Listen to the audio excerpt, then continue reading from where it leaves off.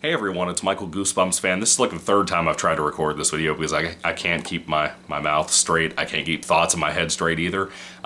So anyway, this video is a book review for an old classic book, and that would be Goosebumps, The Werewolf of Fever Swamp. This is a classic amongst the fans. Many people love and adore this book. I would now be one of those folks. I had never read the book until this time around, and I love it tremendously, dude. I have a re-release copy here that I read out of for Brandon Dorman. I think one of the Goosebumps box tins that came out that had like 5 books in them, I think one of those had the original cover from Tim Jacobus on it. Pretty sure I have that paperback somewhere from that collection. Maybe I'm wrong about that, but I do have this hardcover copy here with the original cover to show you, which I love the old Tim Jacobus cover way more. I think the realistic art style is like way better than the Brandon Dorman very cartoonish re-release cover they made him do. I think Dorman's a great artist. I just think that Jacobus is better, easily. I like the style that they used to have versus this kiddish style. This is not a story that should have this kind of cover. This is too cartoonish and childish for that type of book. This book is excellent. It's been a while since I've had a Goosebumps book I reviewed that I've just been in love with. And the reason I reviewed this just kind of out of nowhere is, number one, it's kind of like a, to me, kind of a summertime type of read. The first time I ever saw this was on DVD as an episode. I never read the book, like I said. Saw the episode for the first time ever back when I was a kid on DVD. It was one of the DVDs my grandparents got me alongside Not a Living Dummy 3, which is my personal favorite episode. I talk about this all the time with you guys on my reviews and stuff for different episodes, especially when I mentioned those two. And I love the episodes of Werewolf of Fever Swamp. I think they're some of the best Goosebumps ever put out. Books, movies, anything like that. I think it's one of the best ever. I think most people are on the same page about that. At this current point, I think I remember, from what I remember of the episodes, I haven't seen them since I was very young. It's been a while, even though I've had that DVD all these years, and that's been one of my favorite episodes. Just haven't watched it in ages. From my knowledge, from what I remember, I like the episode better than the book, but the book is fantastic. It's not perfect, but it's fantastic. The reason I want to talk about this also is not only because we're getting into the hotter weather and the kind of summertime-ish type of the year. Me and Goosebumps Completionist, another YouTuber here on YouTube that I love to death too, and Monster Blood, a guy named Austin, you'll see in my comments sometimes too, all three of us are going to do a werewolf review-a-thon. Yeah, for Goosebumps, because we all love Goosebumps. And essentially we have a bunch of stuff that we found on a list of how we wanted to review these things in order. Some of us might take a couple of days between reviews compared to the other guys. Some guys might get it out a day earlier than us, I don't really know. We're going to try to get these reviews out for this first book, Fever Swamp, on the same day. Of course, Completionist does like 2 or 3 different videos. He does the episode, the book, and the comparison between the two. There's also comic adaptations of Werewolf of Fever Swamp, so we also have to deal with that as well. We're going to be busy. So anyway, guys, I'm really stoked about this. I love some werewolf stories. I'm not a huge werewolf fan. I'm a huge fan of Lon Chaney Jr. and Wolfman. I'm just not a huge fan of werewolf movies. I just don't really see the appeal a lot of the time, because usually they're the same thing over and over again, but not in a good, entertaining way. It's not like a Saw franchise type of thing where I can enjoy watching the same thing over and over again. I find it more lackluster than not a lot of the time. But Stein always does something pretty cool. He always has a lot of influences from those old Universal Monsters flicks and, you know, the kind of 50s horror films and stuff. I like what he does when he spins off and does his own thing with this kind of idea. And I will tell you, I've heard people say that the werewolf books in Goosebumps are fantastic. There's a lot of them, too.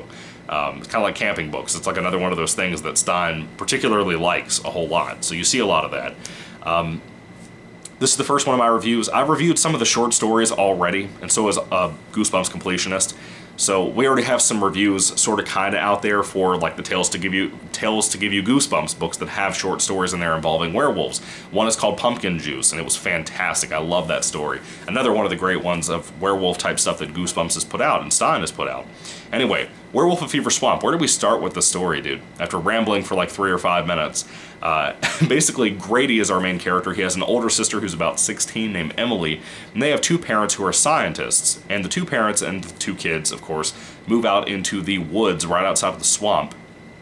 And they are going to take care of a bunch of weird-looking deer from South America because they're doing experiments on them. Eventually, they're going to let them go out into the swamp and see, I guess, how they survive. I'm not really sure. But the family is just kind of, you know, enjoying their new life and their new house and stuff. School isn't in session yet, as far as I know. And basically, Grady doesn't really know if there's any kids in the neighborhood. Eventually, he meets a couple of kids, mainly one particular guy named Will. Will seems like a cool kid. There's another girl named Cassie. She seems nice, too.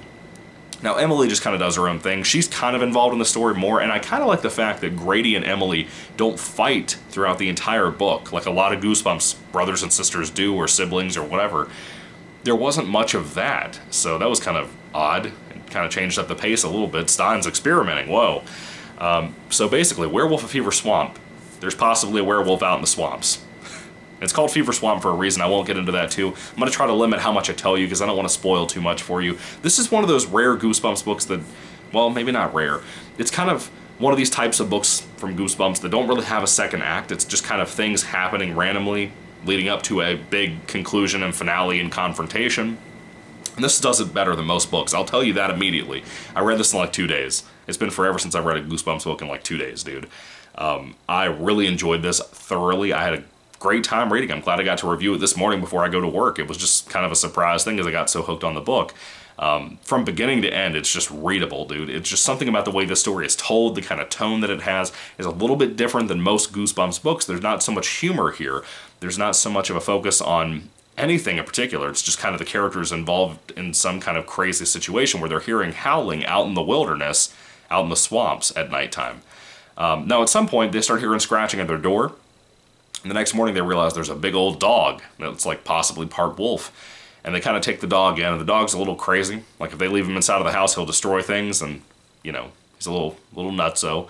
There's also possibly a hermit that lives in a shack out in the wilderness, out in that, I don't want to call it wilderness, but it basically is that. He lives out in the swamps by himself. People kind of have rumors about him. A lot of the townsfolk tell the dad that they like him. They don't think he's really harmful at all. He's kind of a harmless guy. But the kids are like, we don't trust that guy. There's kind of an urban legend type thing going around saying, hey, there might be a werewolf out there. There's a lot of blood in this book. I was very surprised by that, which I love and welcome blood and Goosebumps. That's pretty cool. That's some odd realism to have there, that when it's there, it's shocking. And the rarity of it within Goosebumps makes it more interesting, I guess, when it's there. So I had a good time with that. There's one scene involving a bunny. Oh, that was rough. That was really surprising to see that in a book at all. That would not be in a modern day book for kids. It wouldn't. Even though I know this is a re-release, it's technically a modern release. So I was a little surprised with the bunny scene, gotta be honest with you. There's some really big gore scenes in here. There's a lot of death in here, not of people, but like other things like animals and stuff, and they are brutal, dude. I don't want to tell you too much. But I will say, if you have not read Werewolf of Fever Swamp, I do think the episode adaptation is better from the old TV series. I love that. I think it's perfect from what I remember of it. It's been a long time since I've seen it. But for this book, I think as the original source material, this is great. The only real issue I have, aside from the kind of second act not really existing, or even a first act for that matter, it's just kind of a beginning setup and then there's really no second act. That's not really a big issue to me because I enjoyed the whole book all the way through entirely. The only issue I have, and this could have been solved if it had come out now, in modern day where we're having like 160-page Goosebumps books. The ending is slightly rushed, just slightly, and I think there's a twist in there that's not fleshed out enough. So when it happens, it's a little fast. It's a little fast, and it kind of is a little underwhelming, but I also enjoy it and I like it. I personally think, off the top of my head, that the TV episode did it better. I really do. I think it took something that was very, very, very good and did something better with it. From what I remember. Again, I haven't watched the episode in many years, like I said, but I think the episode's better. But I love the book. I really do. I really love this. I think it's almost perfect. It's one of those things like Slappy's Nightmare. It's so close to being so perfect, dude. I enjoyed the crap out of it. I thought it was amazing. I cannot wait to pick up the comic adaptation of Werewolf of Fever Swamp and those Goosebumps graphics books and the Slappy's Tales of Terror book. I have it sitting over there. I was looking at it. I'm very curious to see how those adaptations to comics are going to look and what it'll be like, how it'll be possibly rushed or not. I'm curious how that whole story will be told and what it'll feel like. The tone of the story, again, it's a very, very dark book. I was very surprised by that. You don't get that a whole lot with Goosebumps. One of my favorite dark books from Goosebumps is Headless Halloween. You don't get a whole lot of books from that kind of tone. There's usually a good scare and humor balance, and there's not really that here. It's kind of surprising. Now again, there's good characters in here. I like the hermit that's out in the wilderness. I like Will. I like Cassie. I liked all the characters pretty much. I didn't really have a problem with anybody in here.